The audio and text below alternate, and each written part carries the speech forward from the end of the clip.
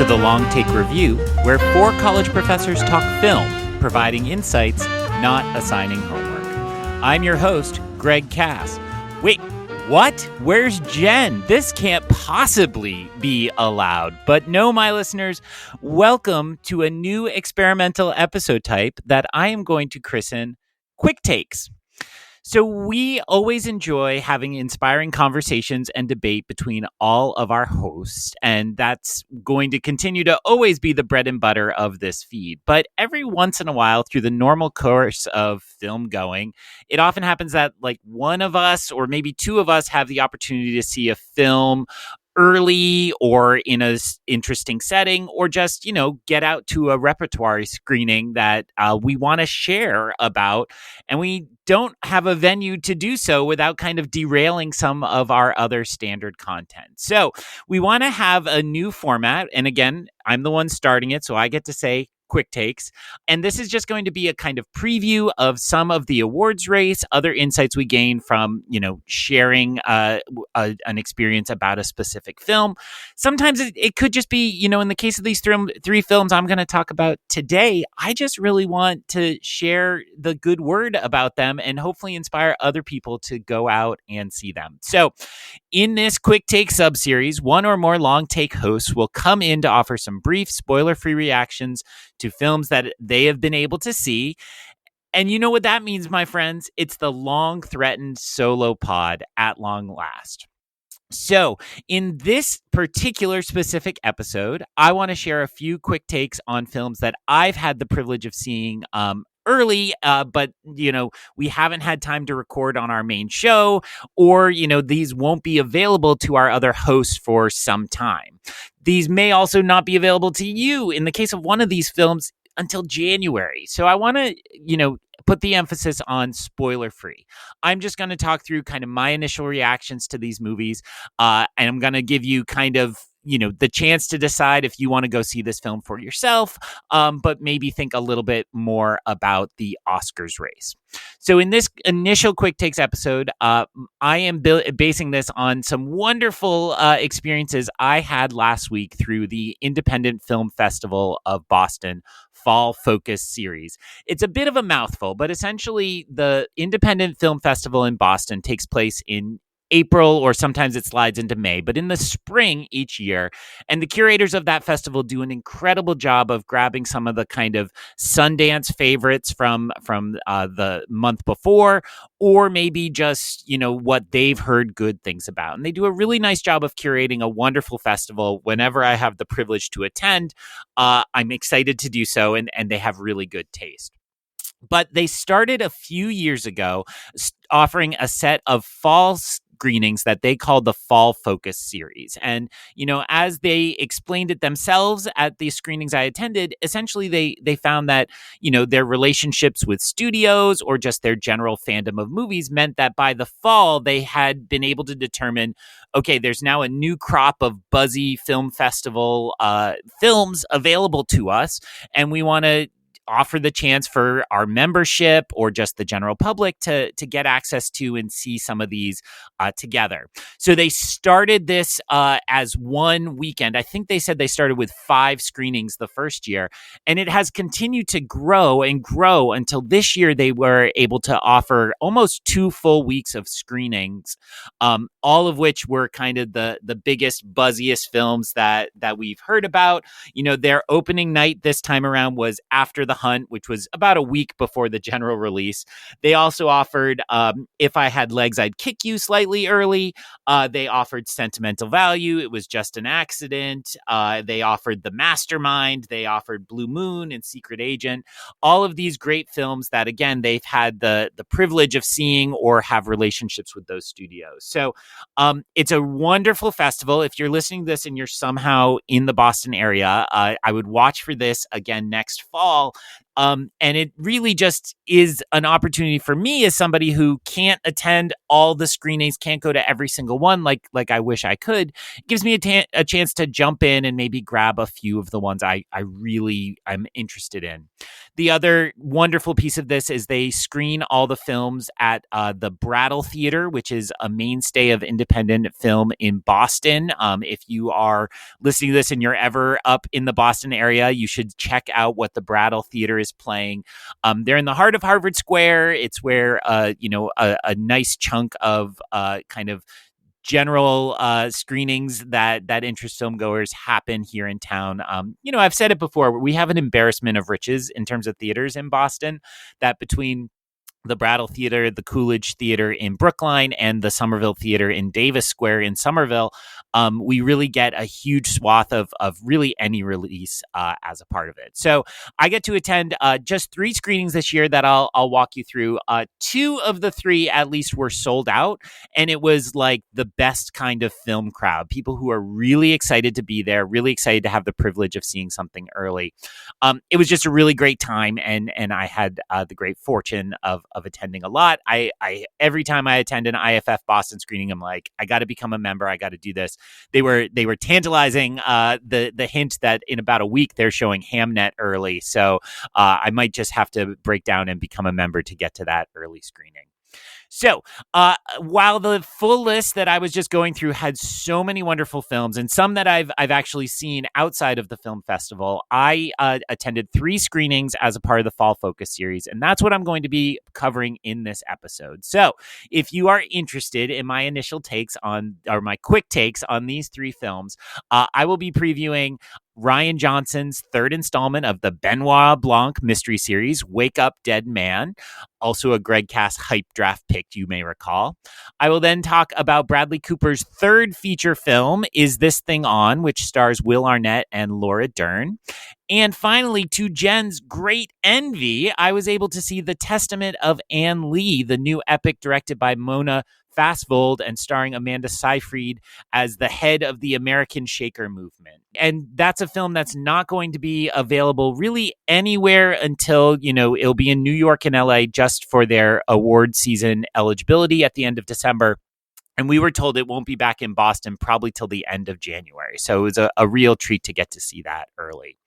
So for each of those 3 films, what I'm going to do is just kind of come in and share my general reactions. Then I'll do a really quick recommendation algorithm, not so much to tell you what you have to see beforehand, but just maybe to try to calibrate those expectations you bring and offer some comparable films so you can decide whether you'd like to see it or not. And then I'm going to do a really quick Oscars watch. Regular listeners know that I am not the expert on prognosticating. I'm almost always wrong in all my predictions. And, it's not my forte, but I do want to mention a couple aspects of each that I think, could or should be put together for your Oscar ballot eventually.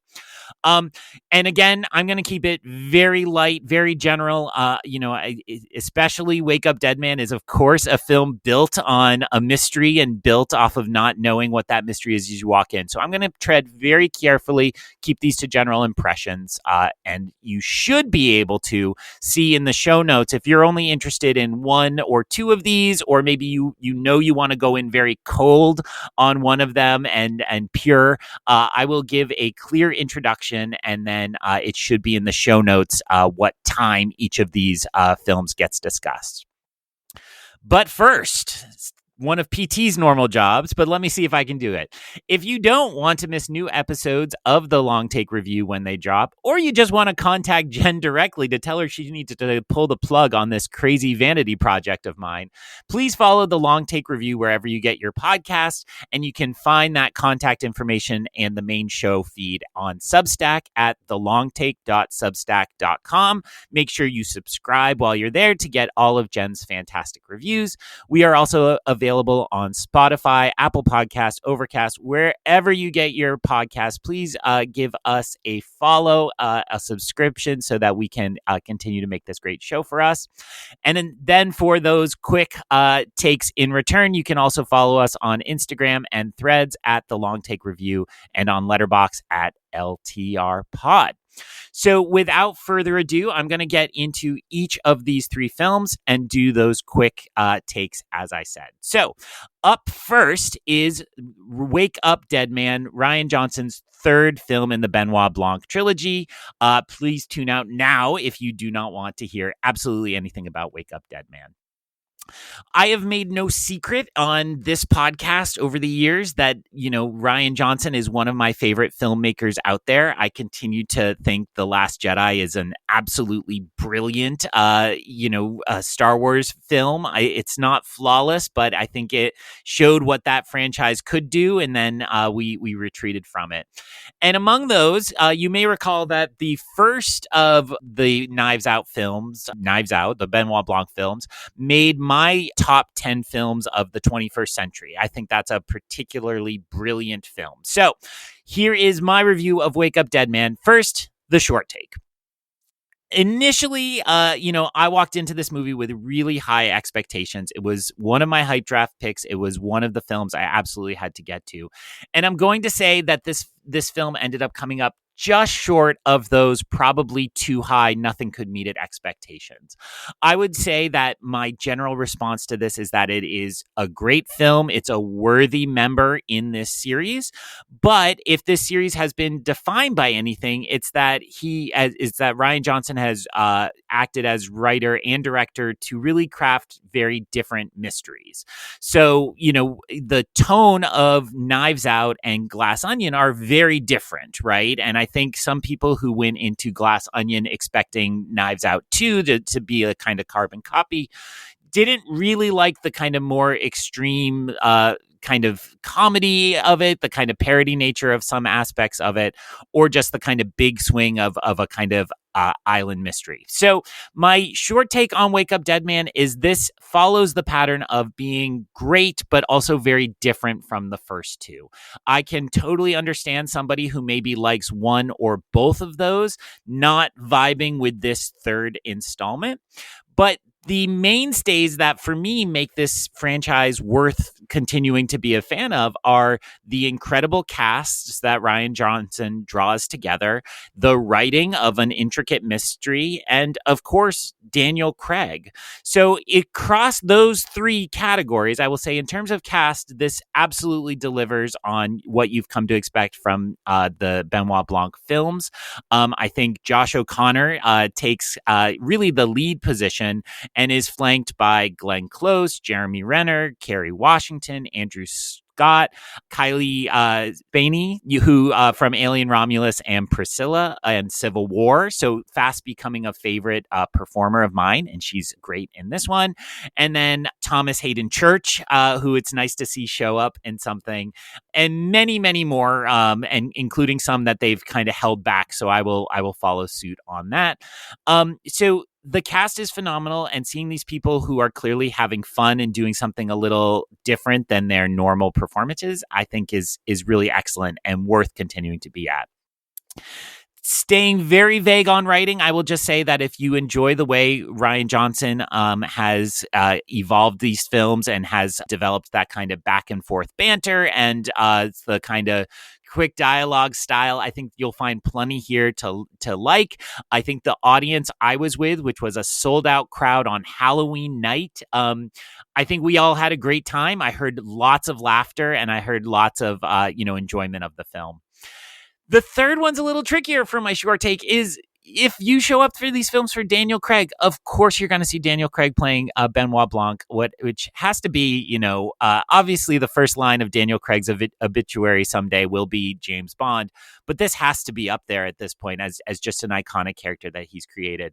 If in this short take I explain that my expectations were a little too high or this movie didn't quite meet it, my initial impressions of this are that there's just not enough Daniel Craig in there, that Benoit Blanc plays kind of a more of a backseat in moments of this film than he has previously. So of course still go. If you're a fan of Benoit Blanc and you're a fan of that performance, continue to go. I think it's calibrated a little more finely than it was in Glass Onion. Glass Onion, you may recall, had plot points that required Benoit to be like extra silly. And I think some people misread that in Glass Onion as Daniel Craig lost his ability to do this character. So I would say here we're back kind of more in the vein of the first film, and there's a lot to enjoy about the performance and the style, and he's rocking an awesome ponytail, as you may have seen in the trailer. So those are the 3 reasons to go see Wake Up Dead Man. I, of course, recommend it, and I will say I've already booked my tickets for a second and have plans for a third screening of it before it gets to Netflix. So my slight disappointment, I think, will probably be remedied by that and just kind of experiencing that and thinking about it more. Next, the recommendation algorithm, in which we establish that not every film is for every person. So who is this film for? Of the 3 films I'm going to talk about tonight, I think this is the easiest one to say. Basically, if you liked the first 2 Benoit Blanc films, then you will like the third one. I think, among those many performances I mentioned and among the great writing, this just continues the brand in strong fashion. I think the filmmakers themselves have been a little cagey if they're going to go on with this series. But if this is the kind of finale to the Benoit Blanc films, I think it's a worthy finale. But we'll see. It's even more so than Mission Impossible. They're not saying anything about the future. I believe the Netflix deal is now completed, and we'd have to see, where else they might take this, or if Netflix wants to make more. This feels like the kind of movie Netflix is interested in making more of. I think about the Thursday Murder Club movie that came out. If you liked that but wanted it to be better, then the Knives Out movies are definitely for you. I'm also going to give a special shout out to Glenn Close. I myself have been particularly harsh on Glenn Close as she is desperately chasing an Oscar, it seems, for the last 5 years. I really lost kind of interest in her around Hillbilly Elegy and the kind of desperation and just over-the-top nature of that. And she's had a few roles since that are really just not going well. So I'm going to put in a recommendation algorithm. If you like older Glenn Close, right? Glenn Close from before this recent kind of off the rails period, I would say there's a lot here to enjoy about her performance. It's a character. It's not just Glenn Close in a Rian Johnson movie, but it's really, excellent. And my third recommendation algorithm will just be the wider Rian Johnson mystery industrial complex. I know a lot of people have found Poker Face on Peacock, which is, built around, Natasha Lyonne's performance and kind of her idea of doing a Columbo style show, but clearly is inflected through Rian Johnson's sensibilities.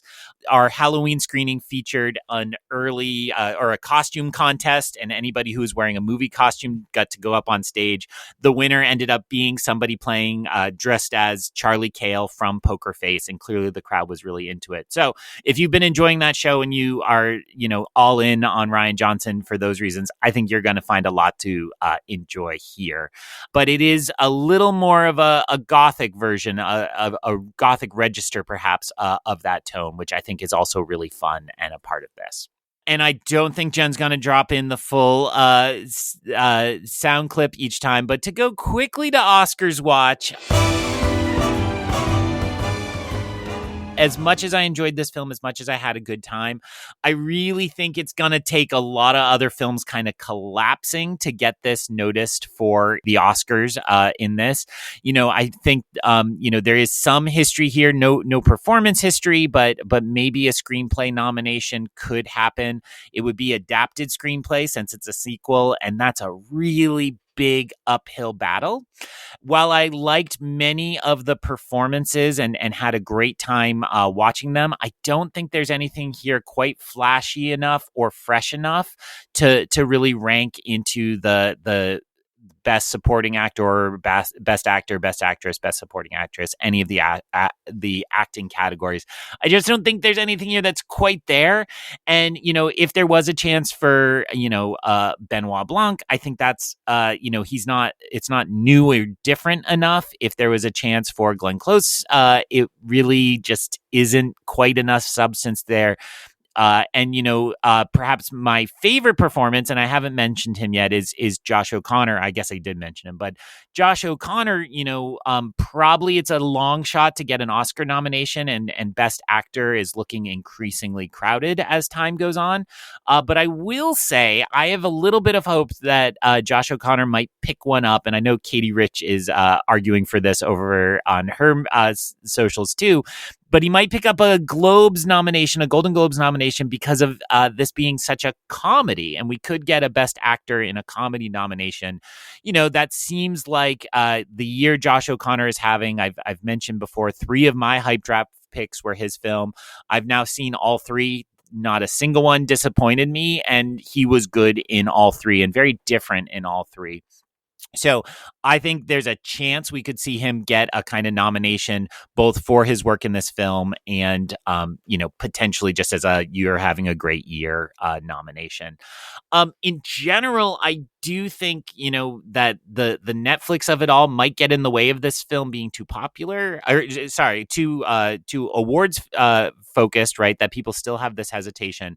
But I do think a lot of people are going to see this. I think a lot of people are really excited about it. And while it's getting the initial theatrical run around the 26th of November, I believe, that Thanksgiving week, it's a tough week. I think a lot of families that week are going to be headed to Wicked.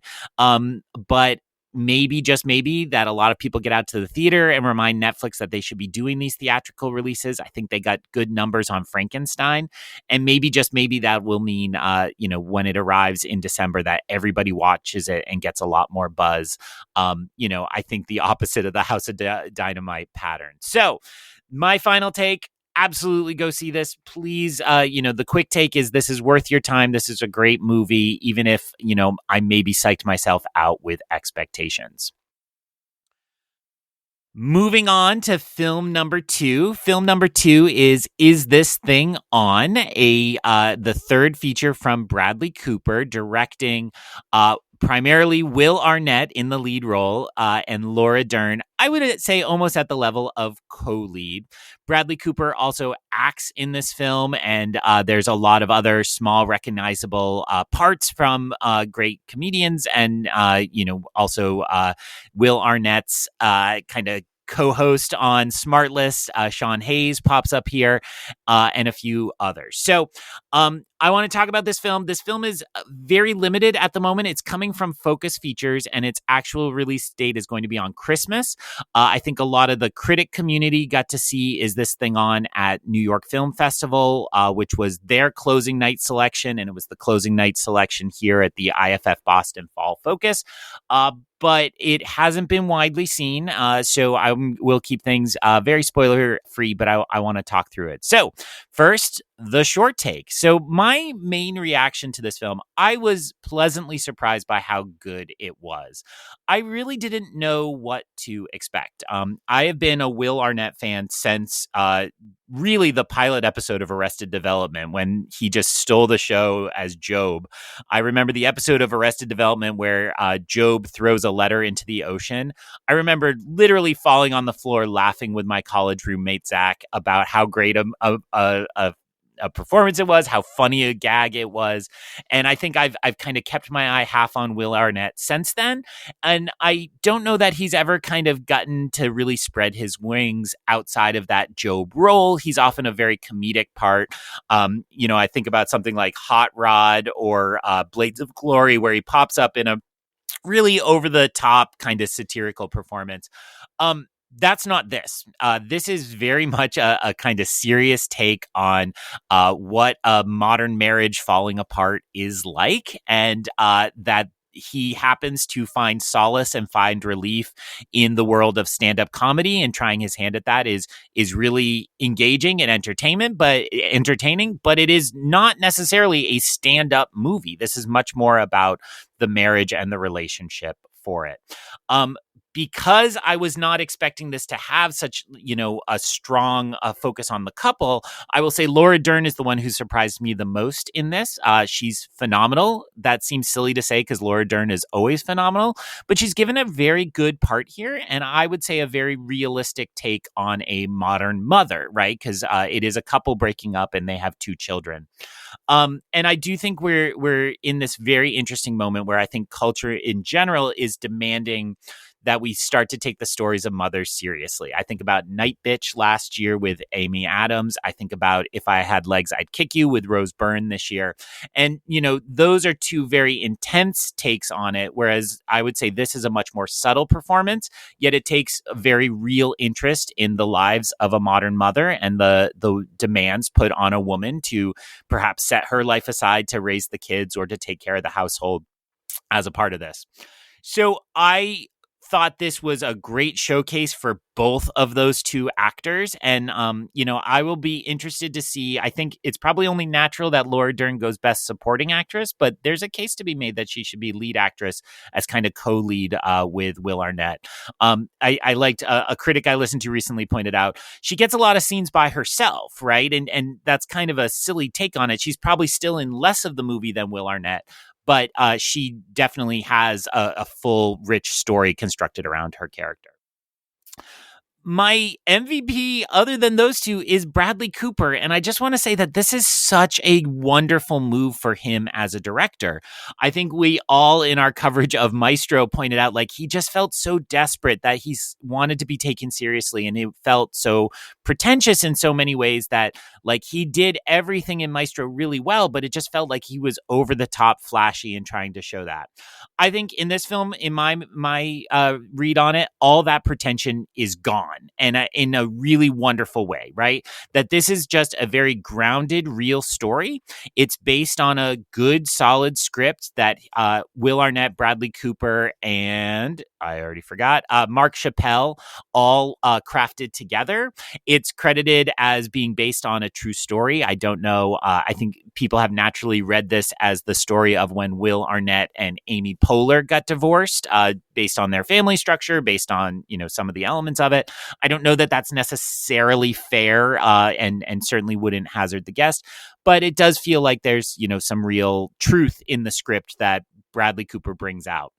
Bradley Cooper also gave himself by far the funniest role in this film. And when he pops up in scenes doing kind of little absurd things, it feels very much like when he popped up in the Dungeons and Dragons film, or, some of the times, he's leaned into comedy for The Hangover or for Rocket Raccoon. So he gives himself a really funny role. It's really great. He steals every scene he's in.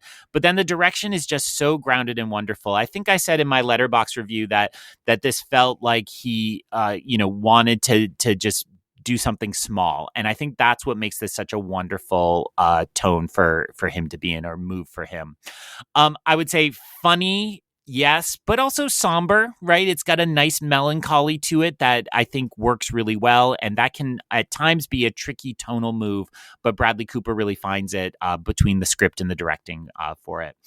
I would say if it had a biggest negative, one of the criticisms I would level at this film is that it feels like Will Arnett hosts the Smartless podcast with Jason Bateman and Sean Hayes, and the three of them arrived into the podcast world being like, hey, we're just three goofy guys who like hanging out. Why don't we do a podcast? And like skyrocketed to instant success, sold off to Amazon and I think Wondery, and got a lot of money. And it's like, it felt very much like the times before when somebody really famous builds off the shoulders of people like Mark Maron or other stand-up podcasters who have been doing this for a long time. And they just felt like, okay, well, we're just more famous and we can make more money off this. And so they took it over. I will say that at its worst, this film feels like that a little bit. I found myself thinking a lot about other people I encountered in the podcast world who then created, works that built off of their podcast or their stand-up persona. Mark Maron is a good comp for this, right? He had his show Maron. And, maybe before I name check any others, we should just move right into the formal notes on the recommendation algorithm.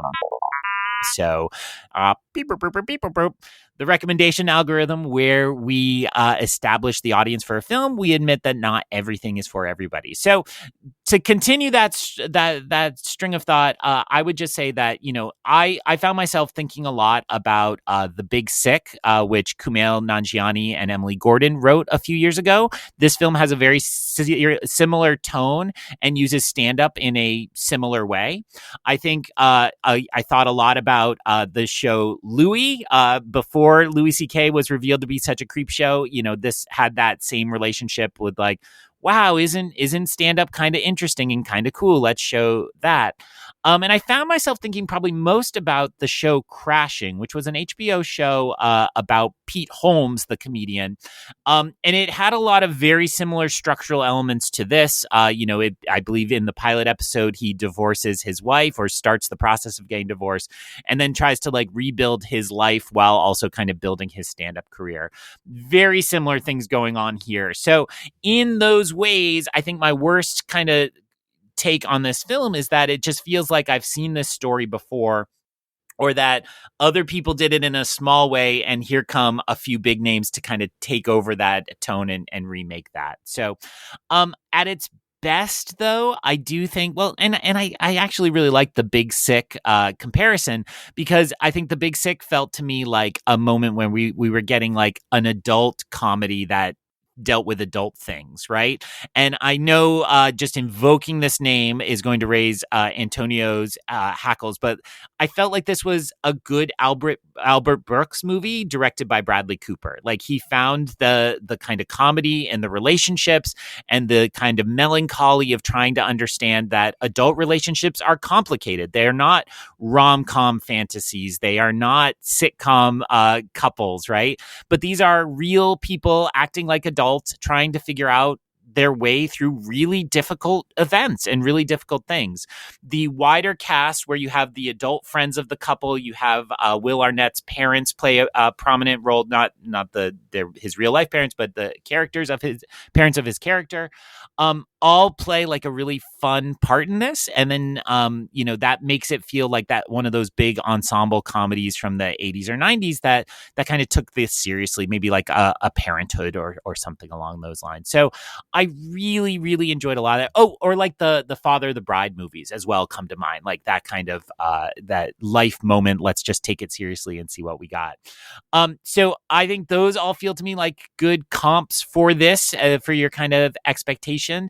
I don't know that this will ever be remembered as like that in that higher regard, but in general, I do think it's worth seeing, and it's the kind of movie I think we've advocated for on the show a lot, where we are able to enjoy something like this not on streaming, but actually out there in the theaters. I mean, all those comps I just gave, a lot of them were streaming cable shows or shows that we encounter on streaming, even if they originated in broadcast.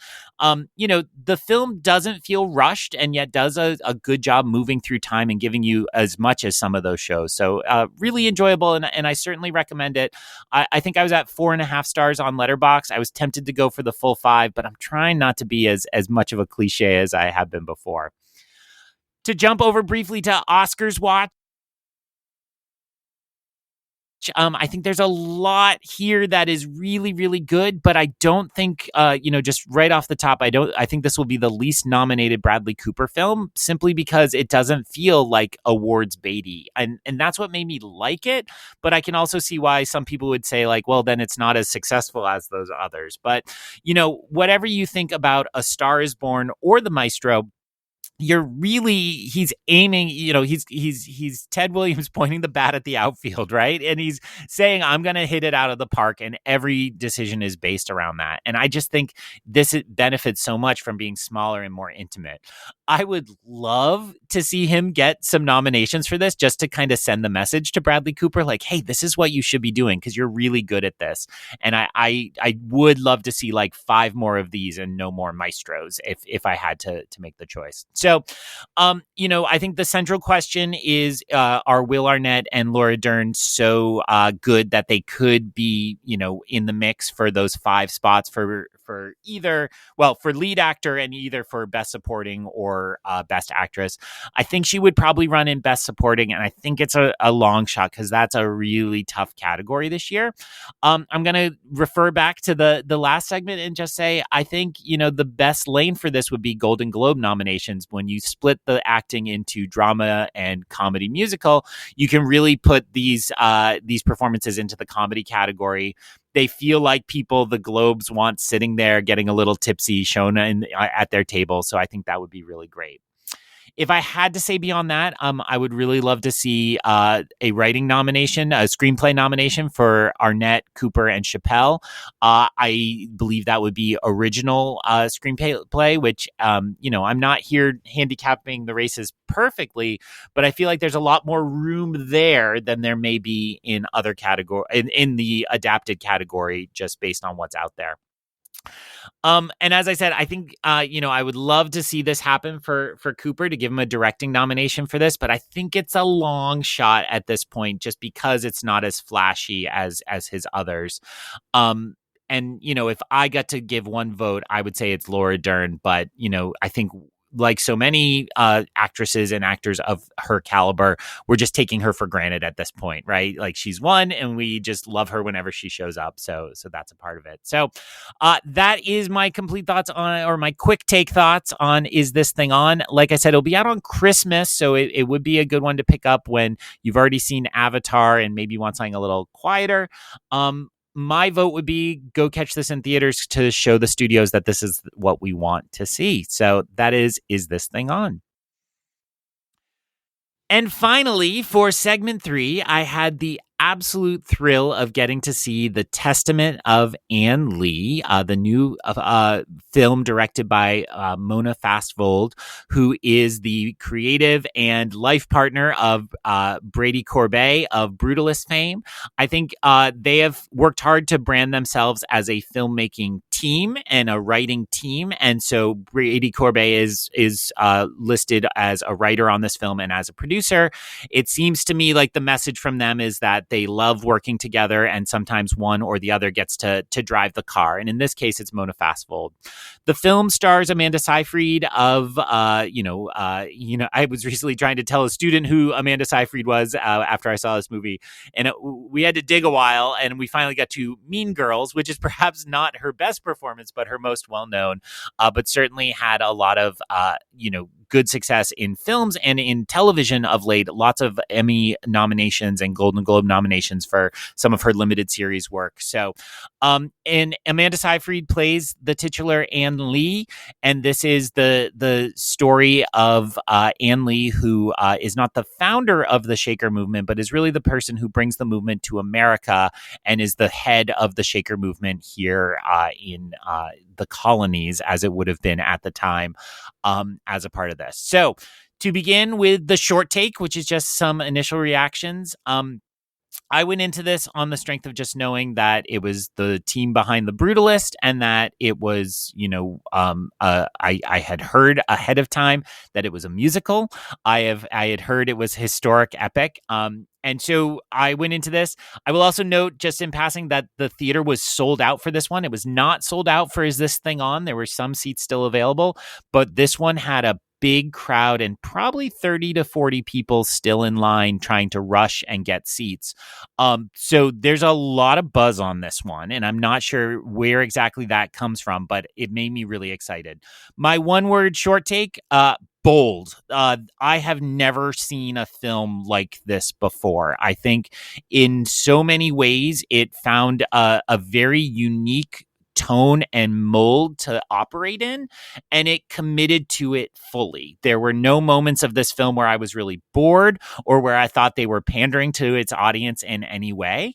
There is so much crafting and artistry in this that is really exciting. One of my favorite pieces is all the kind of graphic design on it, the title sequence and the interstitial moments where they put chapter headings up.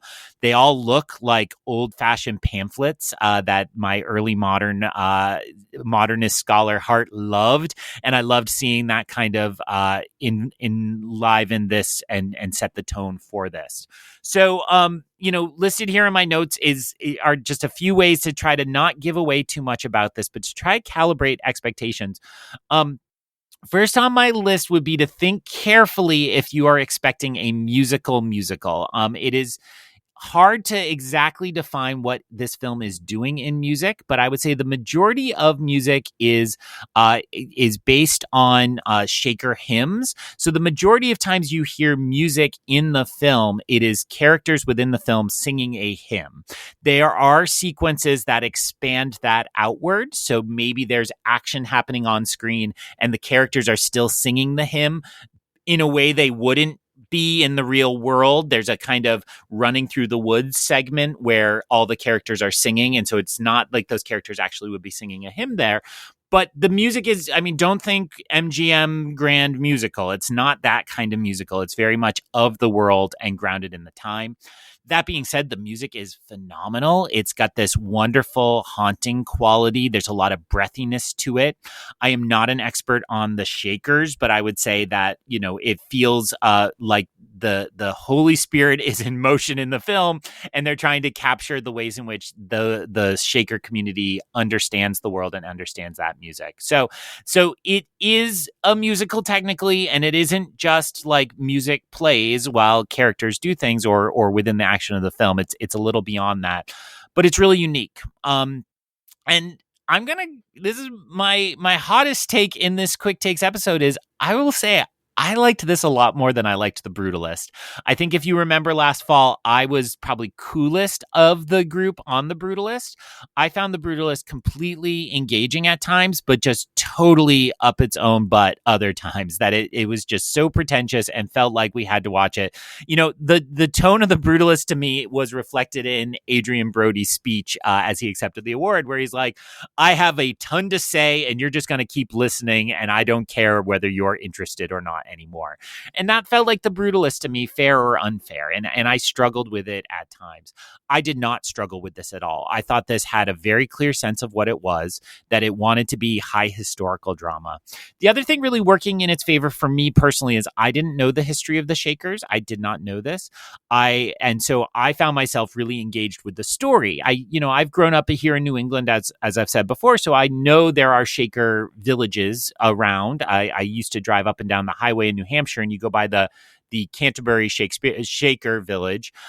So I knew that existed. I grew up in a town called Hancock, New Hampshire, and a lot of times people would come to us and ask where the Shaker barn was, and I had to be instructed to tell them that is in fact Hancock, Massachusetts, where there was a Shaker barn, not a Hancock, New Hampshire, to the chagrin of a lot of tourists and leaf peepers. So I was aware of the Shaker movement. I didn't understand their relationship to the Quakers, and I certainly didn't know the story of Ann Lee. And it's a really gripping story that I will leave vague here. But I thought, there are some big, bold swings, particularly stylistically here, but they all worked for me. And my last note for the short take is just Seyfried, right? I have been a fan of Amanda Seyfried in whatever I've seen her in. I think I said in our group text that I thought maybe the Mamma Mia crowd was showing up for the Testament of Ann Lee screening. It's certainly not like Mamma Mia, but she had proven herself as a singer, and she's also in Les Mis, as I recall, right? And so we've seen her in this mode before, but she leaves nothing on holds nothing back. Leaves it all on the field or the barn. I was trying to think of a funnier joke than that. And so it's really worth seeing just for her performance. It's stirring, it's deep, it's emotional, and just unlike any performance I've seen before. I will again leave most of the plot points blank to not be spoilery, but I will just say she has to go on a great range from low lows to high highs and everything in between. Some weird stuff in between. Think how The Brutalist sometimes got a little bizarre. There's a little of that here, and she delivers on all of it. I thought she was a revelation. I think I'll save that for awards watch in a moment.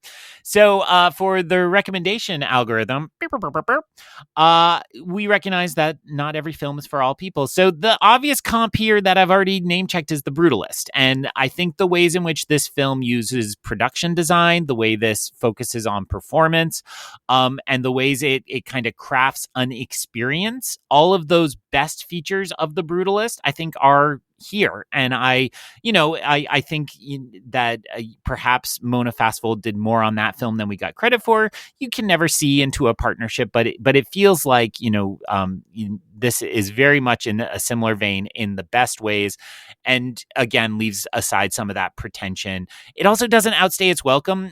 What's funny about these film festivals is, usually if I'm buying a ticket on AMC, you get the runtime right there. And I hadn't seen a runtime for this film. So the other two screened at 8:00 and this one screened at 7. And I was like, oh no, does that mean it's like 3.5 hours long? Am I going to be there all night? It's a little on the longer side. I believe the runtime is 2 hours and 15 minutes. And it flew by. It didn't overstay its welcome. So it had that on The Brutalist. And I think some of that restraint kind of is the spirit of this film. The other comp I will make, the film I found myself thinking the most about was actually Midsommar, the classic A24 horror movie starring Florence Pugh. Now, if you've seen that movie, I would say the violence is one of the things that does not kind of have a presence here. This is not a violent film in terms of like gore or really visible violence, when violence does happen.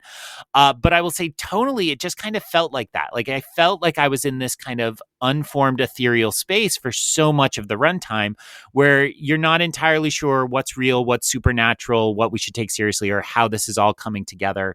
And while it's perhaps more grounded in reality and history than that, that's where I found myself tonally kind of looking at the pieces and trying to figure out how this is going on, which I really enjoyed. I think for those comparisons, that's kind of all I got. And part of it is that this is so out there and different than so much. If there's a reason to recommend it, it's because it's original, which makes those comps a little tricky. All right.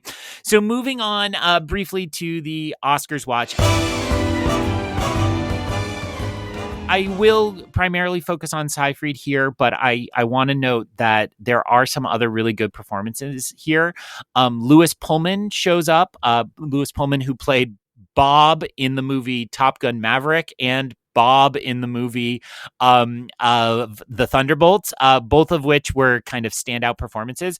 This is nothing like those performances, but he's very good. He sings a little, and it's very, he's kind of the steadfast brother of Ann Lee, and he's very great to see him kind of get to stretch and be present a little bit more. I found myself thinking more of his dad, Bill Pullman, than I have when watching Lewis Pullman previously. So, I mean, it is, put it in your ballot now. Amanda Seyfried is getting nominated for Best Actress, and it is wholly deserved. I felt very much like, I'm going to let you finish, Jessie Buckley, but Amanda Seyfried had the best performance of the year. So personally, I have not seen Hamnet yet. I think since Hamnet premiered, everybody has kind of automatically said it's Jessie Buckley's year. I'm a huge Jessie Buckley fan. I think she deserves an award and is one of the greatest actresses working out there today. But this felt like Amanda Seyfried saying, no, I'm here. And I'm really going to push for this. We also know Chase Infinity is in the Best Actress mix, not in Supporting Actress for One Battle After Another. A great role, a great part. I'm hard pressed to see how Jessie Buckley can be better than Amanda Seyfried here. That doesn't mean that Amanda Seyfried is going to win, should win. But I think we've got a real race on our hands, and that makes me very exciting. I'd like to see this more like Lily Gladstone and Emma Stone from 2 years ago, where they kind of split the prizes all season long, and we get to think about it. Because I was really impressed and really wowed by this performance, and I think you will be as well. She is asked to do every range of emotion, and I don't think I mentioned yet how physical some parts of this are, that she's going to be she's really embodied and really physical. And, you see one of those stirring scenes and you're like, how did they do that like 5 times? Like, I feel like she'd do that once and then pass out. I would make a strong case for this for Best Director. I think it's deserved. I think this is, again, so unique a vision and so unique a presence that it only feels like it has to be mentioned as directing. I do not know where this ends up in terms of screenplay. It is historic based, but I don't believe it's based on an actual text. I think if it could choose, it should push itself into original, but I'm sure if Jen or PT were here, they would tell me I'm wrong already and that it belongs in adapted. The other shout out, I think with The Brutalist, we talked a lot about Daniel Blumberg's music. This music is nothing like The Brutalist, and yet it is absolutely brilliant. I still hear it echoing in my head. So this should absolutely be nominated for score. I don't think this has a song nominee in it, because especially almost all the music is apparently adapted from Shaker hymns. So I would put it in score. I think it's a real strong case for that. Again, one battle after another is standing behind me listening. And yeah, the music's really incredible in that and just as deserving in that. So we'll see. It's a tough road for a lot of these. And then if it's having a good season, I can see a lot of the kind of normal historic costumes getting or historic drama categories getting nominated. Costumes. There's a lot of aging because this film takes place over a long period of time. So there's certainly a chance for makeup, including a few kind of specialty areas of makeup. Production design is phenomenal. I think I'd forgotten how much the craftsmanship of the Shakers becomes a part of their life in America.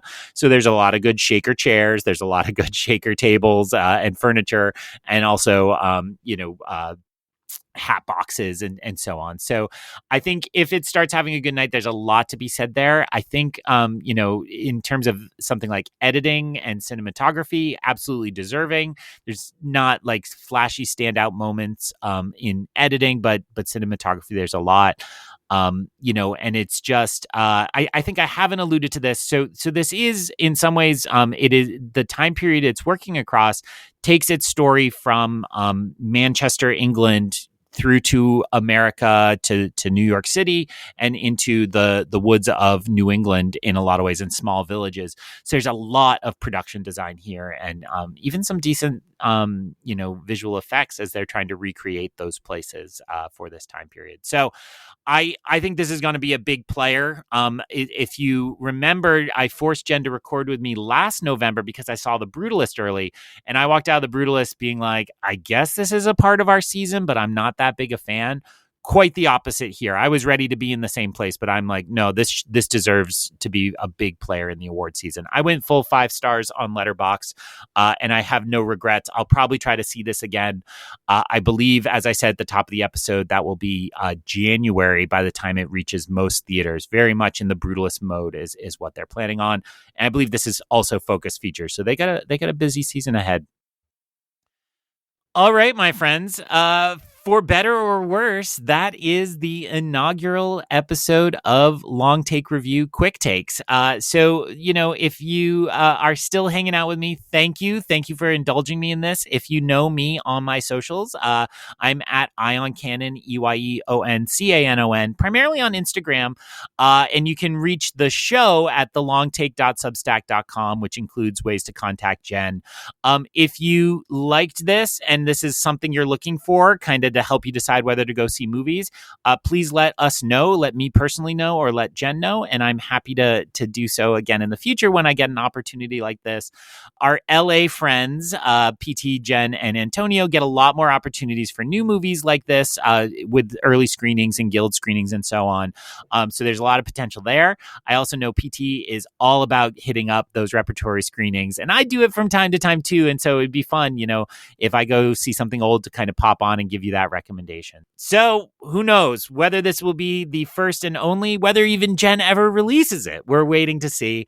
But the bottom line here is all 3 of these films are worth your time, and they are absolutely worth going to see in a crowd. You won't forget them. So on behalf of my absent colleagues, this has been Greg, and I will see you next time. Thanks. Can't believe he did the whole thing by himself.